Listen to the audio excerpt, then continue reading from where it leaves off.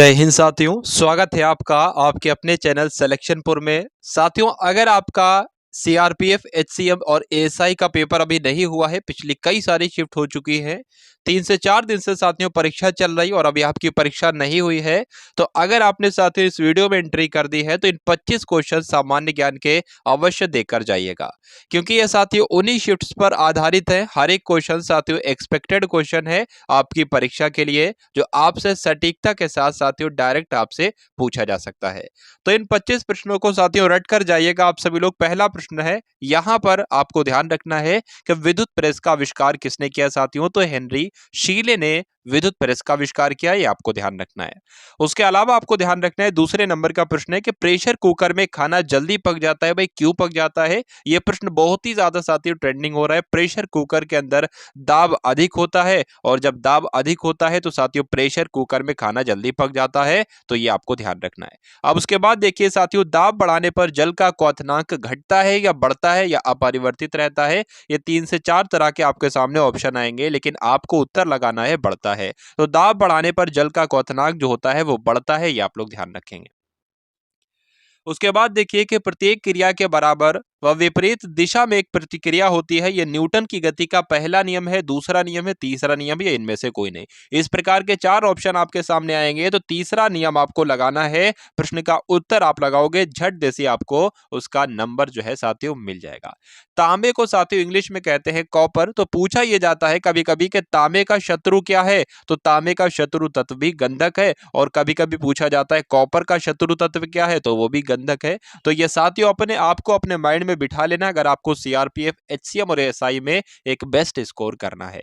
चलिए, और तो चैनल पर अगर साथियों नए हैं तो चैनल को सब्सक्राइब कर दीजिए, क्योंकि सिलेक्शन अगर आपको लेना है तो सिलेक्शनपुर चैनल को सब्सक्राइब करना ही पड़ेगा आपको। चलिए भाई, तो उगते व डूबते समय सूर्य लाल प्रतीत होता है। तो जब उगता है सूर्य जब भी लाल प्रतीत होता है, और जब डूबता है सूर्य जब भी लाल प्रतीत होता है। तो ऐसा क्यों होता है? क्यों? क्योंकि लाल रंग का प्रकीर्णन सबसे कम होता है, इस वजह से। उसके बाद देखिए 7वें नंबर का प्रश्न है कि रेडियो एक्टिवता की खोज किसके द्वारा की गई? तो रेडियो एक्टिवता की खोज जो की है वो हेनरी बैक्वेरेल ने की है, ये आपको ध्यान रखना है। मोस्ट इंपॉर्टेंट क्वेश्चन है।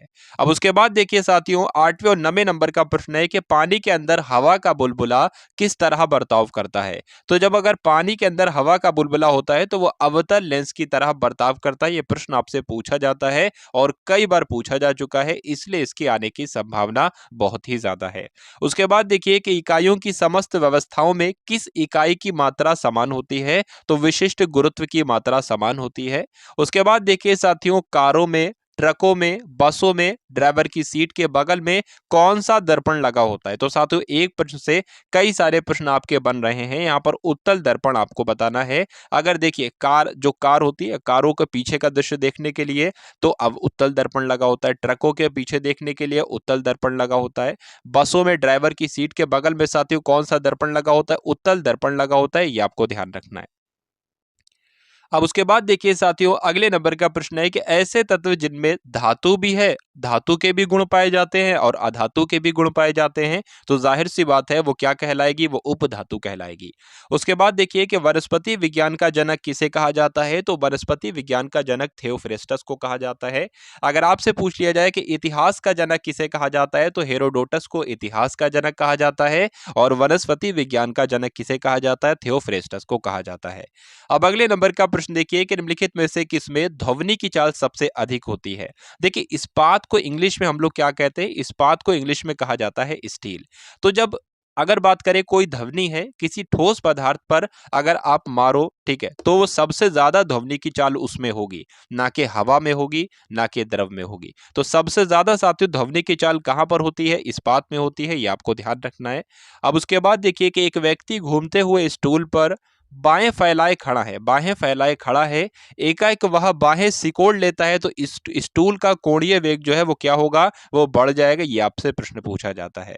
अब उसके बाद देखिए साथियों चंद्रमा पर एक बम विस्फोट होता है, इसकी आवाज पृथ्वी पर आएगी या नहीं आएगी? तो इस अगर चंद्रमा पर साथियों कुछ भी होता है, बम विस्फोट होता है या कोई भी साथियों धमाका होता है, तो उसके बारे में मालूम नहीं पड़ता है पृथ्वी पर। चलिए, उसके बाद देखिए कि चंद्रमा पर वायुमंडल नहीं है, ठीक है, क्यों नहीं है? क्यों नहीं है? क्योंकि पलायन वेग की वजह से। अच्छा, पलायन वेग कितना होता है? पलायन वेग कहते हैं 11.2 किलोमीटर प्रति सेकंड। ये पलायन वेग क्या है? अगर मान लीजिए कोई भी पिंड है, आप ऊपर आसमान में 11 किलोमीटर की स्पीड से भेजो, यानी कि 1 सेकंड में 11 किलोमीटर की वो स्पीड तय कर रहा है, तो वो पिंड दोबारा कभी भी नीचे नहीं आएगा, वो ऊपर हवा में ही अटक जाएगा। ठीक है? तो इसको ही कहा जाता है पलायन वेग। और चंद्रमा पर वायुमंडल ना होने का कारण क्या है? पलायन वेग ही है, ये आपको ध्यान रखना है। अब उसके बाद देखिए कि यदि किसी सरल लोलक की लंबाई कितनी बढ़ा दीजिए, 4% बढ़ा दी जाए, तो उसका आवर्तकाल कितना बढ़ जाएगा? 2% बढ़ जाएगा, ये आपको ध्यान रखना है। नेक्स्ट क्वेश्चन देखिए साथियों कि एक लड़की झूला झूल रही है, उसके पास एक अन्य लड़की आकर बैठ जाती है, तो झूले का आवर्तकाल बिल्कुल भी नहीं बदलता है, अपरिवर्तित रहता है। अब मैं आपको यहाँ पर बता दूं, एक लड़की झूला झूल रही है, उसके पास 2 लड़कियां आकर बैठ जाएं, तब भी उसका आवर्तकाल जो है वो अपरिवर्तित रहेगा, यानी कि बदलेगा नहीं। नेक्स्ट क्वेश्चन देखिए कि हम रेडियो की घुंडी घुमाकर विभिन्न स्टेशनों के प्रोग्राम सुनते हैं, ये संभव है किसकी वजह से? तो अनुनाद की वजह से ये संभव है। ये प्रश्न आपसे पूछा जाता है, समझाऊंगा इसको तो समय साथियों व्यतीत हो जाएगा, इसलिए समय आपका जाया करना नहीं है, क्योंकि परीक्षा वाला कंटेंट आपको देना है और परीक्षा के लिए समय बिल्कुल भी नहीं है।